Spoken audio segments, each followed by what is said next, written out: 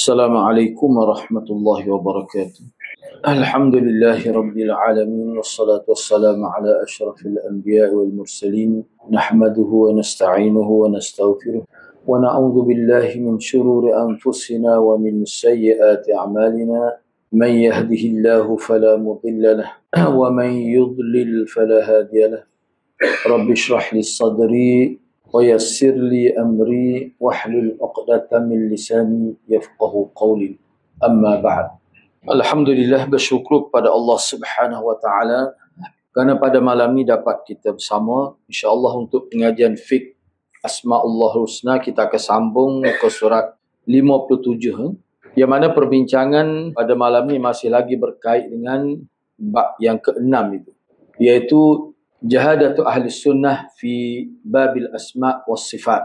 Kesungguhan ahli sunnah membicarakan tentang nama-nama dan juga sifat-sifat Allah. Pada muka surat 57 itu, sebaliknya ketika memperhatikan ahlu bid'ah, maka anda akan mendapati mereka terpecah belah dengan kelompok masing-masing. Bahkan anda hampir tidak menemukan pendapat satu sama lain yang sepakatlah dalam perkara akidah. Mereka saling menyesatkan hingga saling mengkafirkan. Seorang anak mengkafirkan bapanya, saudara mengkafirkan saudaranya, tetangga mengkafirkan tetangganya. Anda melihat mereka terus berbeza, bertikai dan saling bersilang pendapat, yakni bercanggah pendapat. Ini dalam bab akidah. Mereka menghabiskan usia mereka tanpa menemukan kata sepakat. Demikianlah penjelasan Abul Muzaffar As-Sam'ani itu. Dia ni ulama kurun kelima hijrah ni, alim dalam beberapa bidang ilmu. Mana satu-satu kumpulan itu pecah pada kumpulan, dia akan berjelas kepada kita. Yang mana perbezaan itu umumnya perbezaan dari sudut usul akidah.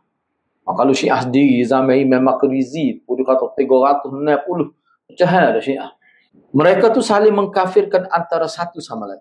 Tapi kalau kata Ahlus Sunnah, hak sengatil, hak ikut sahabat, kalau walaupun dia beza pada banyak mazhab dari segi fiqh, dia tidak akan berlaku saling menyesatkan. Jadi kalau saling menyesatkan, kumpulan nyesat, itu maknanya berlaku kesilapan lah tu. Ada tak kenal. Kata Abu Muzaffar As-Sam'ani lagi, dia kata faktor utama yang menjadikan ahlul hadis sepakat dalam perkara ini, dalam bab akidah ni, ahlul hadis di mana orang yang menambil pertemna perbincangan. Sebab bila kata ahlul hadis, bermaksud sebenarnya hakikatnya mereka ni ahlul Quran juga. Hakikat sebenar. Sebab apa? Sebab bila seseorang tu nak dikatakan ahlul Quran, dia tak dapat tidak, dia mesti tahu, mesti ahli tentang hadis. Sebab tak mungkin dia tidak pakar dalam bidang hadis tiba-tiba jadi pakar dalam bidang Quran. Jadi ahlul hadis, kata Abdul Muzaffar As-Sam'ani lagi, dia kata faktor utama yang menjadikan ahlul hadis itu sepakat dalam perkara akidah ni kerana mereka mengambil dalil bagi urusan agama dari Quran dan Sunnah serta pendapat ulama. Bukan kata ahlul hadis ni enggak jahil tentang Quran. Tak ambil kira pendapat ulama, tidak. Ahlul hadis mana orang yang mahir hadis dan mereka ni jadi mahir Quran. Dan tentu dah sebab bila kita kata belajar hadis, kita mesti belajar daripada ulama. Sebab ahlul hadis ni selain daripada merujuk pada kemahiran hadis, dia sudah terbentuk pemikiran dia. Bila kita nak ambil maklumat, kena siasat dulu. Itu faktor yang menyebabkan kalau mereka ambil kata-kata ulama pun, mereka mengambil dalam keadaan membuat penilaian. Sebab tu Hafiz Ibn Hajar kata, Imam Ghazali tu kena tengok dulu. Hafiz Ibn Hajar kata, antara hak dia sebut lah. Dia kata misalnya Imam Ghazali sebut, ni contoh dia nak sebut. Sebab kalau Kapuana dulu, memang kerak kuku ni, potong kuku ni, dia mengambil pendapat Imam Ghazali, boleh katakan sekapung tu. Dia mula dengan jari. Kadang-kadang tak sesal lagi jari kanan ni, pergi ke jari kiri tu. Dia mengambil kira jari. Tapi Ibn kata salah. Sebab dalam hadis tidak sebut jari, sebut tangan. Tangan ni bukan makna jari. Asal ke alik kanan, kerak jari mana, tak apa. Bukan kerak jari, kerak kuku. Kerak kuku mana, tak apa. Dia kira tangan. Tiba-tiba Muzali royak jari. Hafiz Ibn Hajar kata kena ada dalil. Kalau kita nak kata jari telunjuk, kena jari ni, dia kena tangan. Tu contoh. Yang ulama kita dulu walaupun disebut ahlul hadis, tetapi nilai yang paling dominan dalam metod mereka adalah menilai maklumat. Terkesan daripada penilaian ilmu hadis itu sehingga jadi hidup mereka pun apa-apa tak mudah terima kecuali diyakini benar. Mana dibuat tabayyun terlebih dahulu. Itu sebenarnya. Bila mereka mengutamakan dalil, dalil itulah yang menyatukan mereka. sehingga menjadi wahdatul fikri, sehingga menjadi sama pemikiran. Dan juga akhir sekali wahdatul natijah tu sama juga dari segi buat keputusan dan pendapat. Kenapa? Kerana dalil. Sebab tu kalau kita ikut dalil, kalau ada beza pun dia bukan dalam bab usul, dia akan jadi gitu. Dalam bab furu', semua ada furu' akidah ke ataupun furu' fiqh ke, seterusnya. Betul kata Abdul Muzaffar ni, kalau kita perhati kata-kata dia ni, memang betul. Sebab tu kalau kita tengok tokoh-tokoh hadis, kalau dia beza dalam bab fiqh ataupun furu' akidah. Ni pokok ahli bid'ah ni. Mereka mengambil kenyataan, maklumat untuk urusan agama berdasar pada logik akal sehingga mereka mengkafirkan sama-sama mereka. Mereka mengambil kenyataan untuk urusan agama berdasar pada logik akal sehingga mereka terpecah dan bercerai-berai dalam perbezaan pendapat. Sebenarnya hak ni sama hak ni sama dengan pokok Yahudi, pokok Nasrani, sama. Ada pun pendapat maupun riwayat daripada ulama yang dipercayai dan ni ulama yang muktabar ataupun yang muktamad, yang dipegang pendapat dia. Tu sedikit sekali didapati perbezaan pendapat.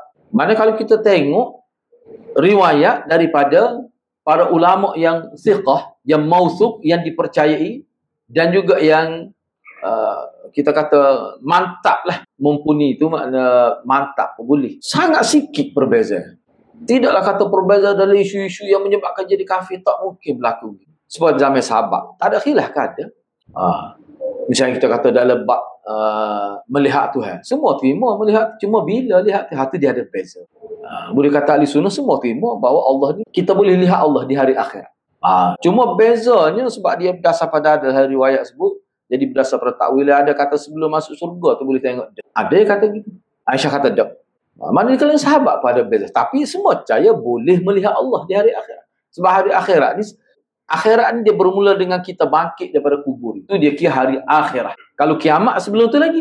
Dunia ni rosak ke apa tu kiamat. Tapi akhirat bermula dengan keluar daripada alam barzakh itu.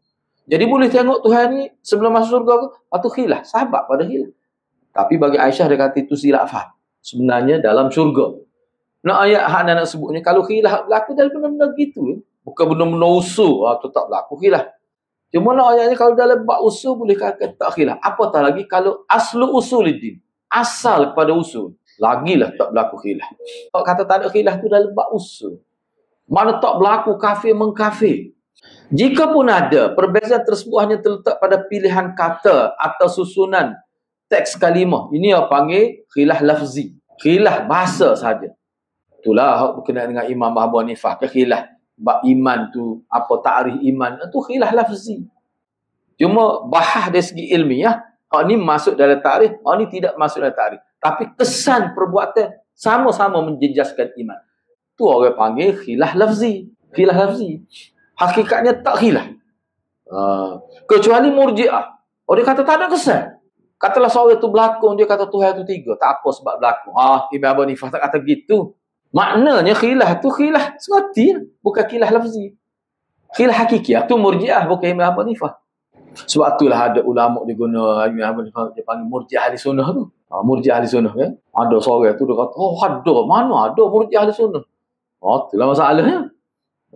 Masalah kita kena tengok dulu. Sebab Imam Abu Hanifah ni orang besar.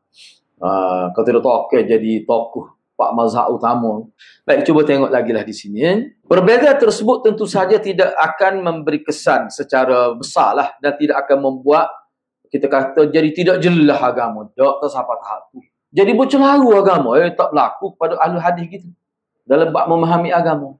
Sebaliknya logik akal, bisikan hati dan pendapat manusia banyak didapati jadi beza pendapat. Kalau telajuk. Sebab kita tengok sekarang ni kan ada. Maknanya selepas maya raya, dia hajak seluruh masjid tu pergi ziarah kubur. Buat besar-besar. Dia jadi ketua. Sehingga tahun kedua selepas tu, penuh tepi. Hari ni 1 Syawal. Dah banyak ke masjid besar. Dia kempen. Suruh orang pergi. Anak kata tak boleh Syekh buat gitu. Anak sebut dia. Anak PM dia. Tak boleh Syekh zaman Nabi ni. Pagi Jumaat tak ada kaitan dengan kubur. Nak gitu pergilah. Ni kita buat anjuran sehingga difahami sebagai antara sunnah utama lepas mai raya pergi ziarah kubur. Rasa agama lagu tu. Bukan lagu tu. Dan dia tak sesuai. Sebab tu Nabi tak buat. Sebab apa? Hak ni berkait dengan kesukaan, hak tu berkait dengan kematian. Ada, hak kubur ni ada waktu dia. Bukan situ. Betul-betul dia. Dia kata mana? Dia kata mana? Ana tak cara. Dan tahu ayat hadis. Tu gua nak kata boleh. Macam mana lagu tu? Maknanya hakikatnya dia tu mendahulukan pendapat guru. Bila ana sebut maklumat, walaupun ana tak baca hadis secara lafaz, tapi bila kita kata Nabi tak buat begitu, kalau dia tak kata pula ada Nabi buat, ada hadis dia tak kata, dia tolak terus kenyataan kita. Tu bahaya. Tu bahaya tu orang panggil tolak hadis tu. Walaupun secara tidak mubasyarah, ghairu mubasyarah. Apa jadi lagu tu? Tu bagaimana sistem pengajian lah antaranya. Guru mempengaruhi besar cara berfikir muridnya. Bukankah setiap akal fikiran manusia, pendapat mereka dan orang panggil rasa hati. Rasa hati dia tak sama. Antara manusia tak akan sama. Kalau kita asal tu, ni orang molek juga gini. Kalau asal gitu kan, penilaian molek juga tu dia tak serupa kalau manusia. Kita tidak gitu. Sifat ahli hadis ni dalam bab nak menentukan molek tak molek berdasar agama, dia tidak asal. Molek juga. Nah, apa? Dia tidak gitu. Kalau gitu kan, jadi ikut sera. Molek juga ni orang panggil rasa hati tu. Ikut sera jadi. Tak boleh gitu agama. Dia tidak standard. Dia tidak lagu tu. Dengan demikian, kesalahan pada nama dan sifat Allah bukanlah perkara remeh. Seperti perkara lain dalam urusan agama. Ada setengah-setengah. Ni bukan bab fadilat ni. Bukan bab fadilat. Bukan bab fadail ni. Ni bab usul. Tentang Tuhan. Sudah menjadi kewajipan bagi setiap Muslim untuk mengikuti metod dan kita mengikuti jejak jalan yang telah ditempuh oleh Ahlussunnah wal Jamaah. Mesti ni. Kerana Ahlussunnah wal Jamaah asal ni sahabat tu lah. Tu salah mula-mula sekali. Kerana mereka berada pada jalan yang benar. Abdullah bin Mas'ud radhiyallahu anhu mengatakan, siapa di antara kamu kalau nak cari suri teladan, ambillah suri teladan dari orang yang telah wafat. Ini kiasan kepada sahabat. Sesungguhnya orang yang masih hidup tidak akan pernah terhindar dari fitnah ujian pada agama ni. Ini kata-kata Ibn Mas'ud ni, orang yang telah wafat ni hok mati zaman Nabi ni. Mana generasi awal. Generasi sahabat tu maksud dia. Mereka tu hak kata hak telah mati tu. Ibn Mas'ud kata ambillah suri teladan agama ni daripada orang yang telah mati. Mereka, yakni para sahabat Nabi Muhammad sallallahu alaihi wasallam, demi Allah adalah generasi terbaik umat ini. Mereka lah orang yang paling baik hati, paling mendalam ilmu agama dan paling sedikit berpura-pura hidup. Tu dia panggil takalluf. Nabi contoh mudah gini lah. Nak ayatnya sikap takalluf kita dalam bab taharah. Musta'ma misalnya. Tu takalluf, membebankan diri. Sahabat tak ada gitu. Nabi buat gitu-gitu. So lagi contoh Nabi, contoh lain. Orang kita kalau kampung ni, di rumah dia tu bila masuk bilik air kan, bila ambil wuduk, dia kena pakai selipar tu. Ni ada. Tak akan lipat tak boleh. Bapa tak boleh. Takut ku ada tai cicak. Ada ke tak ada? Ku ada. Jadi perbuatan tu takalluf lah tu. Menyusah. Takalluf paling buat. Ni. Masih basuh di awam ni kan. Tak boleh guna. Takut ada sebab orang tidak Islam. Takut ada bula-bula ni. Tu orang panggil takalluf. Dalam perbincangan bila dia kata takallufan, makna sahabat ni betul-betul dia ikut Nabi, dia tak ubah. Tidak kata benar Nabi rengeh masalah. Tiba-tiba dia berat. Tak ada perangai lagu tu sahabat. Orang-orang kemudian ada perangai lagu tu. Serta paling sedikit membebankan diri. Maknanya buat jadi berat masalah. Masalah tu ringan. Hak Nabi tunjuknya secara sunnah ringan, tapi dia buat jadi berat. Tak ada sahabat. Kalau Nabi buat ni, Nabi pun rengeh. Dia rengeh. Dia tidak berat. Tapi kalau buat hak berat, dia akan berat. Dia tahu. Siapa setara tu itibak sunnah dia. Hak tu yang dimaksudkan di sini. Barulah nampak sahabat sebagai generasi terbaik. Mana kalau Nabi tekan bab ni, dia akan tekan. Sebab tu setengah-setengah sahabat tu apa? Tak saya ubah lah. Sebab Ibn Umar. Nabi gini, tak saya pakai lah. Tak saya hajah rasa jadi pekor sikit situ. Itu maksud paling kurang tu. Tu maksud paling kurang tu. Jadi paling kurang tu mana ada juga dari segi memahami secara fiqh. Ada juga. Tapi tidaklah siapa perekat jadi umat ni bila nak ikut dia jadi berat. Sedangkan Nabi tunjuk ringan. Itu maksud dia. Mereka itu adalah kaum yang dipilih Allah untuk menemani Nabi-Nya selama ni paling besar. Di bulan mau kita baca ni. Allah pilih dia untuk jadi teman anak murid direct dengan Nabi SAW. Ni. Dan mereka bersama Nabi berperang fisabilillah untuk menegakkan agama Allah. Kenalilah keutamaan mereka dengan baca sejarah hidup mereka. Ikutilah jejak langkah mereka. Jadikanlah akhlak dan cara beragama mereka sebagai ikutan, panutan, mana ikutan, manhaj. Sesungguhnya mereka selalu berada di bawah naungan hidayah yang lurus. Para sahabat inilah generasi terbaik. Lalu setelah itu generasi tabi'i selepas mereka. Generasi tabi'i ini walladzina taba'uhum bi ihsan. Kau mula-mula sekali. Generasi yang mengikut mereka dengan baik. Generasi mula-mula tabi'i. Kita pun termasuk juga kalau kita ikut dengan cara baik. Tapi bila kata walladzina taba'uhum bi ihsan, maka generasi tabi'i inilah. Dalam Quran sebut, semoga Allah menganugerahkan kita sebaik-baik ikutan dan amal ibadat. Sesungguhnya Allah Maha mendengar lagi Maha menerima doa orang yang berdoa. Okay, habislah situ. Kemudian kita akan pergi kepada bab yang ketujuh. Aqsamu asma'illah min haitsul ma'ani. Kita sudah mula nak menghampiri perbincangan khusus dah. Sekarang ni kita nak tengok pula sebelum kita bincang setiap satu nama-nama Allah ni, kita nak bincang dulu nama Allah 99 ni dalam kitab ni dia bahagi pada berapa bahagian. Pembahagian nama Allah ditinjau dari sudut makna. Dari segi maknanya kita boleh bagi pada berapa bahagian. Dia bagi pada 4 bahagian lah. Baik, cuba kita tengok di sini. Salah satu bab yang sangat bermanfaat dalam perbahasan fiqh Asma'ullahul Husna ataupun Asma'ul Husna ialah perbincangan mengenai pembahagian nama Allah ditinjau dari sudut maksud dia, makna dia. Berdasarkan makna nama ataupun nama-nama Allah, hal tu terbagi pada beberapa kelompok.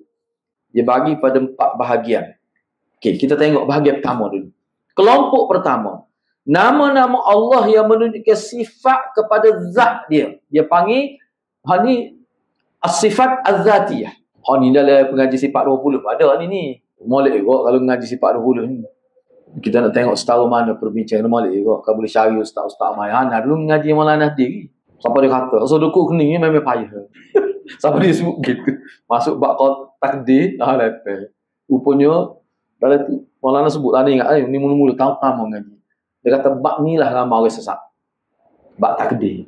Kira takdir mendahului perbuatan kita. Sebelum kita buat takdir tu hari dah. Lagu mana tu? Sebelum kita nikah dengan mereka tu, dalam takdir ada dah. Sebelum kita nikah. Sebelum kita lahir takdir. Maknanya program lengkap dah. Lepas tu lagu mana kita. Jadi maknanya kita boleh kata gini lah, kawal jadi baik. Kerana sudah takdir jadi baik. Orang jahat pun boleh kata kawal jadi jahat. Memang Tuhan takdir kawal jadi jahat. Jadi tak boleh kata kawal. Dia sebenarnya ada kesal tu. Kesal besar tu. Oh kalau gitu, apa Tuhan masuk neraka kita? Dia tentu dah kita jadi penjahat. Dia jawab. Kalau tak ngaji payah kat dia jawab tu. Dia boleh kata demo mari masjid. Moga Tuhan takdir dah mari masjid. Nak apa? Demo tak boleh tak mari. Kena mari juga. Apa takdir gitu. Lepas tu kahwin nak mari pun tak boleh. Apa? Dah takdir dah kalau tak mari. Nak kata mana? Jadi akhir sekali tak salah kita. Salah siapa? Allah. Ni orang panggil menyalahkan takdir. Yalah tu. Waktu tu guru kata nak faham ni dia kena ngaji kat lah. Sebab tu kalau kita ngaji cara Quran lebih mudah faham. Tu benda-benda gitulah kan. Sebab tu ahli sunnah ni apa dia tak sesat dalam topik yang susah tu. Sebab dia faham. Tak kira Allah nak menyesatkan kita sehingga tak ada jawapan dalam Quran. Itu takdir. Tak mungkin gitu. Tapi tu guru ya. Jadi payah tu apa? Istilah tu. Tu guru kata, tak usah dukuk kening. Memang payah dia tu. Anak saya tak tahu ni patut mengajar. Tak usah guna lah ni. Guna cara sahabat. Cuma biar kita tahu. Sebab ni ada ni. Sifat zatiyah ni. Memang ada sebut. Tak apalah. Baik, cuba kita tengok di sini. Kelompok pertama nama-nama Allah yang menunjukkan sifat zatiyah. As-sifatu zatiyah. Zat siapa? Zat Allah. Baik. Sifat zat yang dimaksud adalah sifat yang harus wajib ada pada Tuhan yang menciptakan kita. Dan sifat itu tak pernah berpisah dengan diri, dengan zat Allah. Mana sifat yang melekat, ada sama. Tak boleh kata ada, ketika tak ada, tak boleh. Sifat-sifat ini tidak terpisah dari zat Allah. Tidak tergantung dengan kehendak Allah. Makna hal ni tidak tergantung kehendak. Mana tak boleh kita kata Allah ni wujud. Itu kalau Allah kehendaki wujud lah. Tak boleh kata gitu. Kalau kita kata Allah ni menciptakan, itu berkait dengan masyiah dia. Kalau Allah nak cipta, dia cipta. Allah tak say cipta, dia tak cipta. Itu makna masyiah. Misalnya contoh, tengok contoh ni boleh faham lah. Jadi tidak tergantung dengan kehendak Allah tu, maknanya dia tidak berkait dengan kehendak Allah lah. Lagu mana maksud tidak berkait dengan kehendak Allah tu? Cuba tengok. Kita akan faham pada contoh dia. Nama-nama Allah yang termasuk kelompok pertama ini adalah sebagaimana berikut. Dia asing selalu dah. Akan datang kita bincang pula lah. Cuma dia ni kelompok 8 tu. Misalnya Al-Hayyu, Maha Hidup.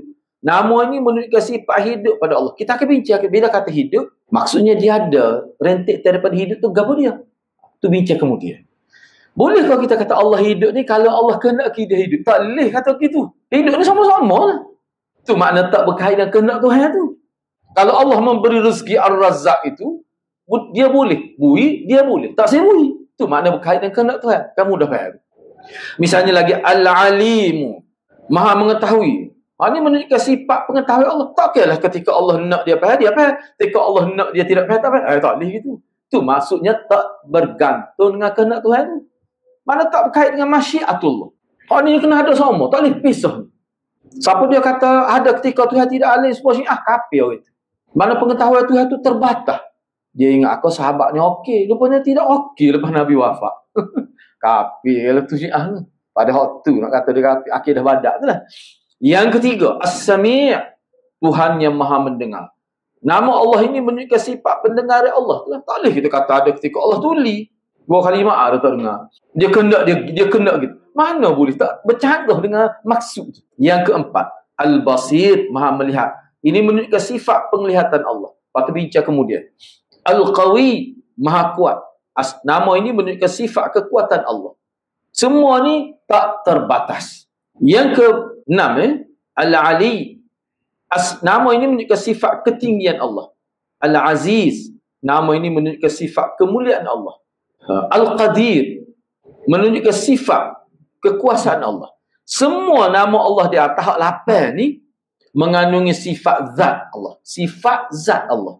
Sifat-sifat ini merupakan sifat yang wajib ada pada Tuhan. Tidak boleh sekali-kali terpisah dengan Allah. Serta tidak bergantung dengan kehendak Allah. Dengan macam apa yang nanti maksud tadi tu? Kehendak tu makna masyiah Allah. Baik, sekarang ni masuk sifat fi'liyah, dia lebih memberi faham lagi sifat zatiyah. Baik. Kelompok yang kedua, nama-nama Allah yang menunjukkan sifat perbuatan Allah. Bukan sifat zat, sifat perbuatan. Allah ni kan dia melakukan sesuatu. Mencipta tu melakukan lah. Menghukum tu melakukan tu, perbuatan tu.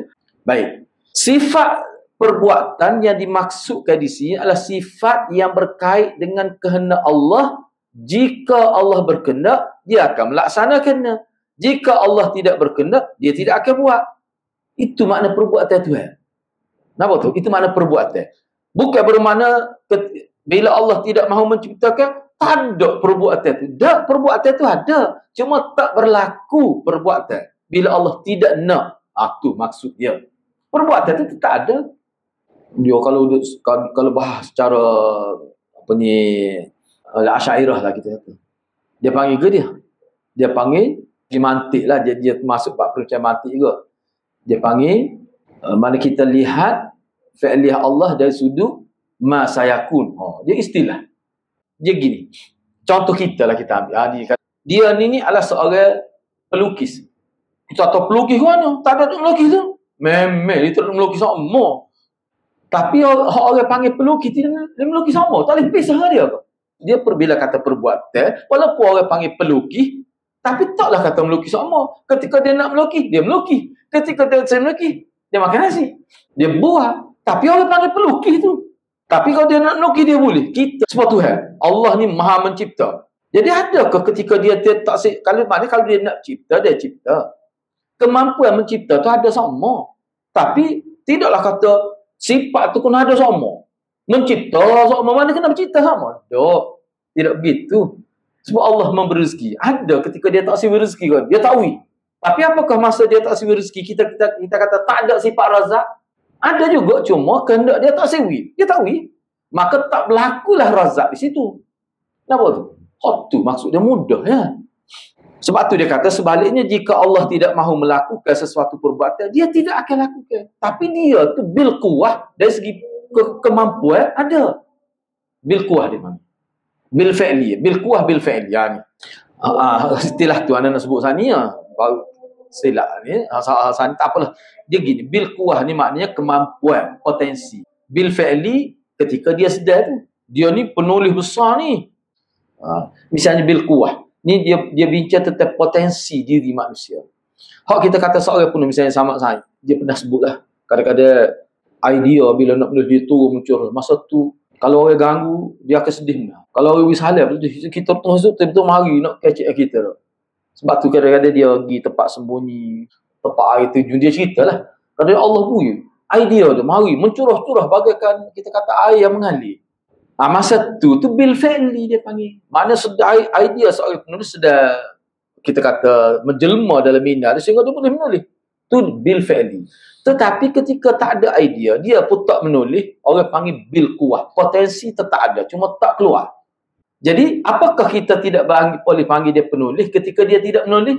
Ya, orang panggil penulis juga. Kalau kita kata tukang masak ni, kita boleh panggil tukang masak chef ketika dia tengah masak. Dah. Dia tengah masak tu orang panggil bil fi'li ketika tu. Tapi ketika dia tak masak, orang tahu dia tukang masak. Boleh juga panggil tukang masak. Tak salah. Tu bil quwah.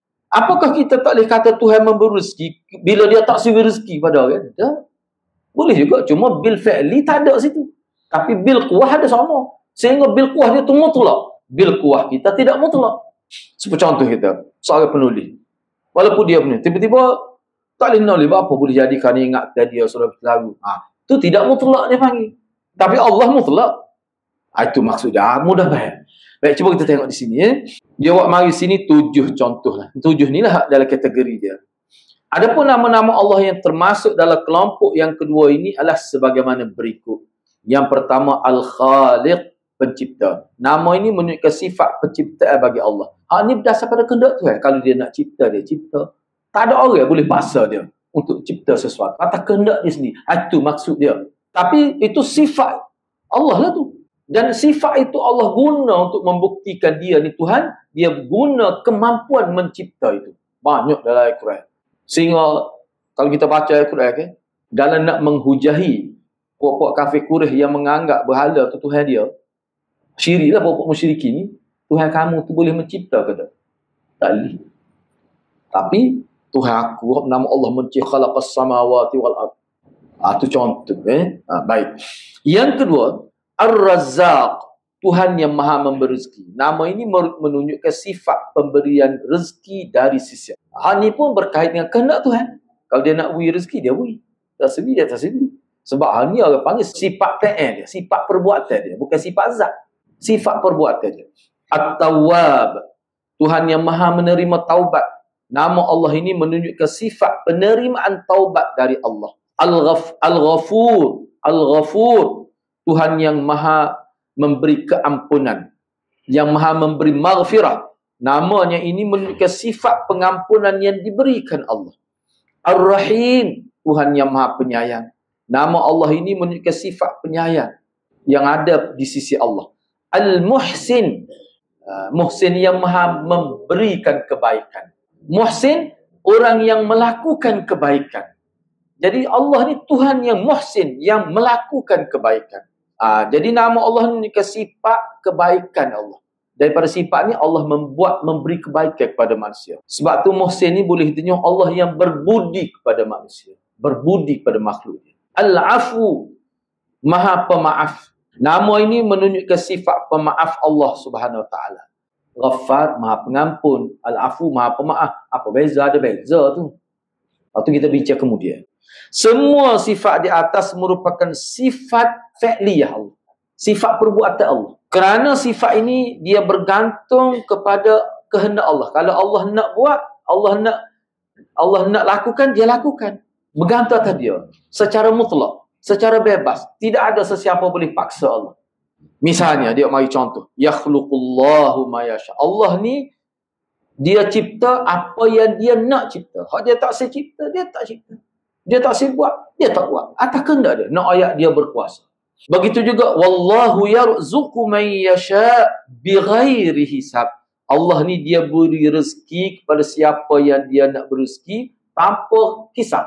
Dia nak beri, dia beri. Kan dia tak kira. Atas kehendak dia. Bukan atas kehendak orang. Dia nak beri anak pada orang. Dia kadang-kadang anak siapa 15. Dia seorang beranak. 15 orang. Kadang-kadang tak ada tak beranak kan. Habis rata dunia lagi. Buat Aisyah tak ada anak. Sedih juga. Tentu dah berdoa. Tentu Nabi berdoa. Dia tak sini. Dia tak beri. Itu makna kehendak dia. Perbuatan dia ni mengikut kehendak dia. Cuma kita minta tu kita boleh pahala. Tanda ubudiah kita pada Allah kena minta. Tak minta dia marah pula. Dia hukum kita di hari akhirat. Itu baru Tuhan mengerti. Itu baru Tuhan mengerti. Okey, anak habislah sini contoh saja ni. Wa yatubullahu ala man yasha. Allah akan terima taubat sesiapa yang dia kehendaki. Perbuatan dia taubat tu. Begitu juga ayat seterusnya. Wa yaghfiru liman yasha wa yu'adzibu man yasha wa kana Allahu ghafurar rahima. Dia mengampuni sesiapa yang dia kehendaki. Dia berkait dengan kehendak dia. Dan dia mengazab sesiapa yang dia kehendaki. Dan Tuhan ni memang Tuhan yang benar-benar Maha Pengampun lagi Maha Mengasihani. Apa anda terima benar-benar sebab ada kana. Semua pun kalau ada kana dia kena terima benar-benar. Sengerti. Dia kena ada makna gitu. Kalau kata wallahu ghafurun rahimun, boleh ya. Wallahu dan Allah adalah Tuhan yang Maha Pengampun. Boleh je. Tapi benar-benar karena tu ada makna taukid dari segi makna. Kemudian yu'adzibu man yasha wa yarhamu man yasha wa ilaihi tuqlabun. Allah mengazab sesiapa yang dia kehendaki dan dia beri rahmat pada siapa yang dia kehendaki dan hanya kepadanya kamu akan dikembalikan. Wa ahsin kama ahsanallahu ilaik. Berbuat baiklah kepada orang lain sebagaimana Allah telah berbuat baik pada engkau. Walaqad afallahu anhum innallaha ghafurun halim. Dan demi sesungguhnya. Kalau waqad afa dan sesungguhnya. Bila masuk lam dan demi sesungguhnya. Afallahu anhum. Allah telah memaafkan mereka. Sesungguhnya Allah adalah Tuhan yang Maha Pengampun. Yang Maha Pengampun lagi Maha Penyantun. Lagi Maha Halim. Ni nak terima bahasa kita ni mudah kira. Itulah kalau boleh nak terima bahasa kita. Walaupun dia kerah, dia hebat, qahar, jabbar pun, tapi dia halim. Kira lah, sampai mati dia buka peluang taubat. Tak halim semuanya. Cuma sininya, anak ada buat nota sikit. Apa beza? Wa ilaihi tuqlabun, dalam ayat lain ada wa ilaihi turja'un. Apa beza tuqlabun dengan turja'un? Terjemah aku Melayu supa ya. Wa ilaihi tuqlabu sini ayat Al-Ankabut ayat 21 tu. Yu'adzibu man yasha wa yarhamu man yasha wa ilaihi tuqlabun. Kita tengok dalam ayat lain wa ilaihi turja'un dan kepada Allah kamu dikembali. Tuqlabun pun dikembalikan juga terjemahannya. Dia kalau turja'un ni dia lebih merujuk kepada menekankan aspek asal dan destinasi. Maksudnya kalau bila kita sebut wa ilaihi turja'un kita akan dikembalikan. Secara begitu saja. Dan tempat asal kita situlah. Sebab itulah kita kira akhirat itulah. Syurga ya. Itu tempat asal kita. Mana dikembalikan kepada Allah. Tapi kalau tuqlabu dikembalikan tapi dia ada lebih makna. Tuqlabu ni secara umumnya ikut ulama dikembalikan maknanya keadaan kita. Walaupun digunakan makna dikembalikan tetapi keadaan kita tak sama dengan dunia. Itu makna tuqlabu. Boleh jadi setengah orang tu di dunia tu dapat nikmat hebat tapi tak mesti begitu juga di hari akhirat. Kadang-kadang dunia bagus nampaknya tapi di hari akhirat masuk neraka. Itu kembali juga tapi tak serupa nasib dan keadaan dia. Itu makna tuqlab. Ada setengah orang tu hidup di dunia ni tak dapat rezeki tapi orang Islam orang baik dia. Apa kedana sampai mati. Baki di hari akhirat dialah orang paling kaya. Itu makna tuqlab. Dia berubah, dia tak sama. Nak ayatnya bahawa walaupun kita menghadap jumpa Tuhan di dunia, kemudian di alam barzah, kemudian kita pergi jumpa Allah, tapi tuqlabu ni memberi makna nasib kamu tu atas Allah. Tak sama dengan dunia. Itu salah satu maksud dia. Tetapi maksud itulah sebenarnya ulama kata kuatnya. Jadi bagaimana kita nak dapat supaya kita tuqlabu, perubahan itu ke arah kebaikan? Kena ikut sunnah. Kalau tidak, boleh jadi dunia ni nampak molek rezeki, dah ada pengaruh, dapat kedudukan hebat. Tak mesti di hari akhirat gitu. Dia boleh berubah. Itu mana tuqlabu. Tapi turja'un tak ada makna gitu. Itu perbezaan dia lah. Itu boleh rujuk dalam kitab-kitab tafsir. Jadi anak setakat itulah dulu. Jadi untuk minggu seterusnya kita akan bincang pula nama Allah ni kelompok yang ketiga. InsyaAllah. Mudah-mudahan Allah berkati kita semua. Aku qawli hadza wa astaghfirullahal azim li wa lakum. Wassalamualaikum warahmatullahi wabarakatuh.